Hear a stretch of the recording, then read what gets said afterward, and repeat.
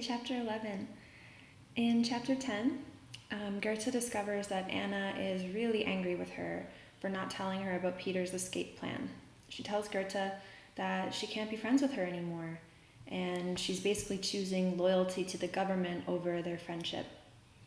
She thinks being friends with Goethe is dangerous because of who her father is, and that's what her family has told her. At the end, Goethe sees her dad across the wall, and she turns away from him, walking away, not looking at his dance or his message anymore. And I think this is signaling a really deep change in her character. And we thought about whether it's important to be loyal, like part of the group, or to be yourself, be an individual. And we had a discussion about that theme. So as we go forward in the book, I want you to keep your ideas about individuality or loyalty in your mind. Okay, so when things happen in the book, I want you to see it in that way. Are they being an individual or are they being loyal? And what would I do if I was in their position? Okay? This is a pretty short chapter, but a lot of stuff happens. Okay?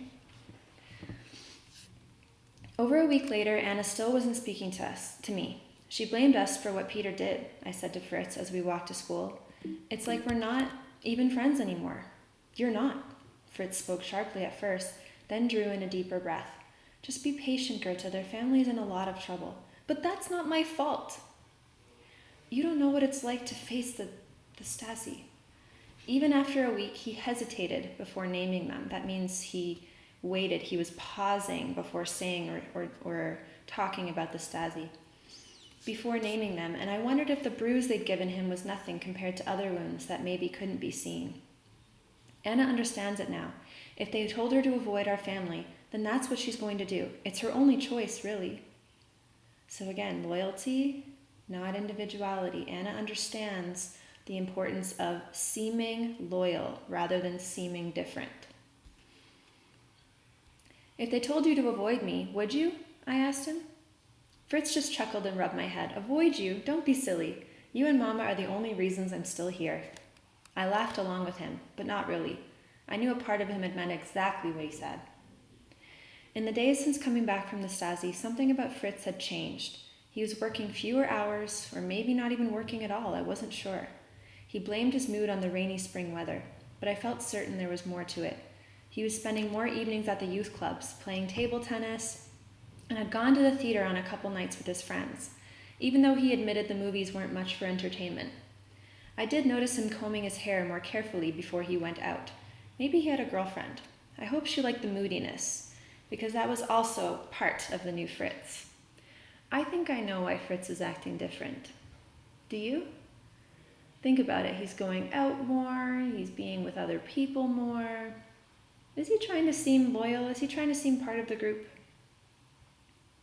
Since I didn't have Anna for company, and since I figured making friends with anyone else would just infect them too, I took up reading and went through books so quickly that the librarian said she wondered if I would end up reading all the books that the library contained.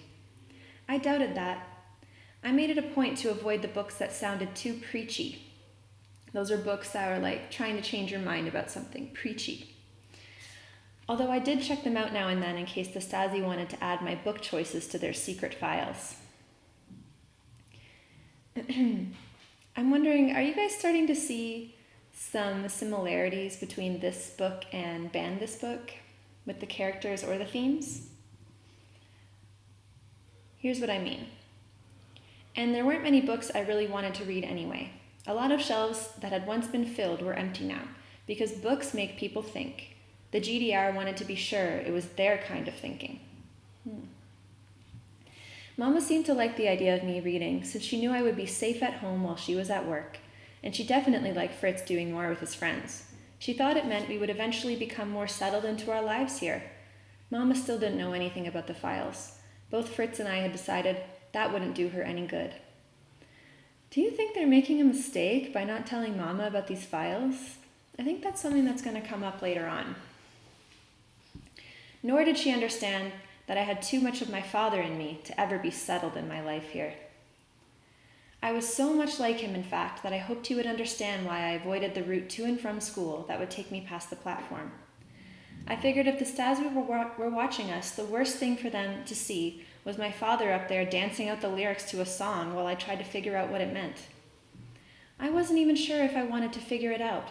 Whatever secret he buried before he left, I doubted it was worth the risk of digging it up. Our family didn't need any more trouble, and that was all we'd get if I did understand his dance. By mid-May, the whispers of summer were growing. School would be out soon. We'd have time to run and play like children should, and the weather was becoming so perfect that it felt like torture to be inside. Which was exactly my attitude late one afternoon as the temperature in the apartment became unbearably warm. I had opened the windows and the breeze was perfect enough that I put on my shoes to go outside. Mama didn't like me to wander alone on the streets while she was gone, but this was the middle of the day. I felt perfectly safe. I had just finished buckling up my shoes when I heard a scuffle going on in Herr Kraus's apartment next door. He wasn't alone. Something was wrong. Through the thin walls of our apartments, I heard him cry for help, and I darted into the hallway. I wasn't sure exactly what I should do, but there were always people down on the street. Perhaps I could run downstairs and bring someone back to help him. He cried out again, and then something crashed against the door. "Hold on," I yelled. "I'll get the police." His door opened, and Herr Kraus collapsed onto the floor in the hallway. His head was bleeding, and he was groaning. 2 men followed him through the doorway and grabbed him by the shoulders. "We are the police," one of them snarled at me. "Go back inside." No, they were the Stasi. So did you realize that there was a difference between the police and the secret police, the Stasi? Interesting how they're trying to say that they're really the police. I wonder if it was hard to tell the difference.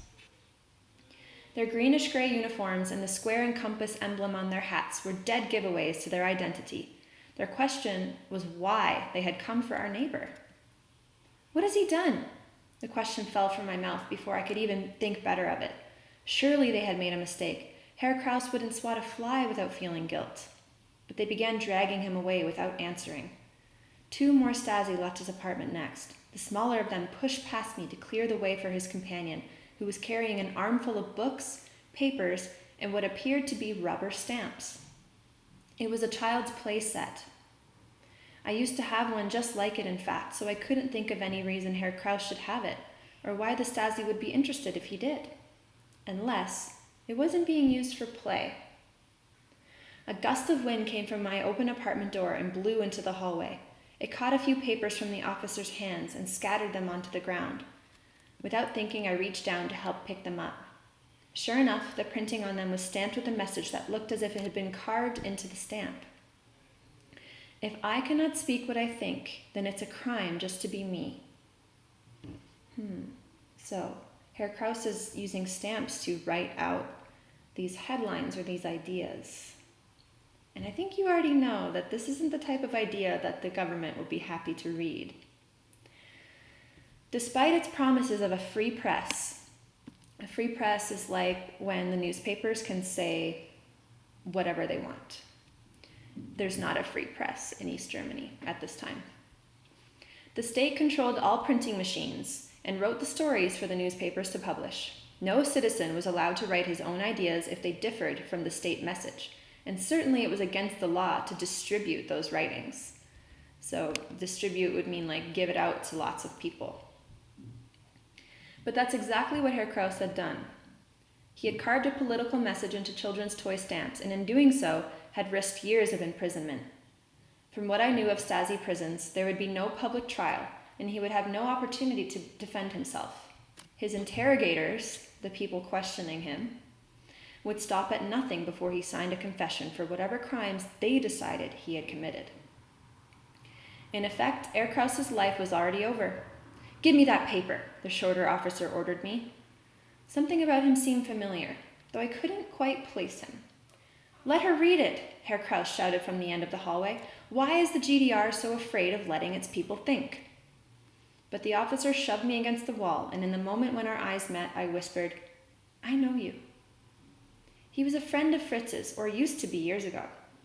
When I was very young, he used to ride me around on his back like a pony. Didn't he remember that? Didn't he know me too? He reached for the paper, but for some reason I clutched it to my chest. He He raised a hand and slapped me hard against the cheek. I gasped as it knocked the breath from me too. Then someone shouted, "That's my sister! Please stop!" Suddenly, Fritz was at my side. He apologized to the officers, then grabbed the paper from my hand. When Fritz went to give it to the officer holding me, his eyes widened. Victor?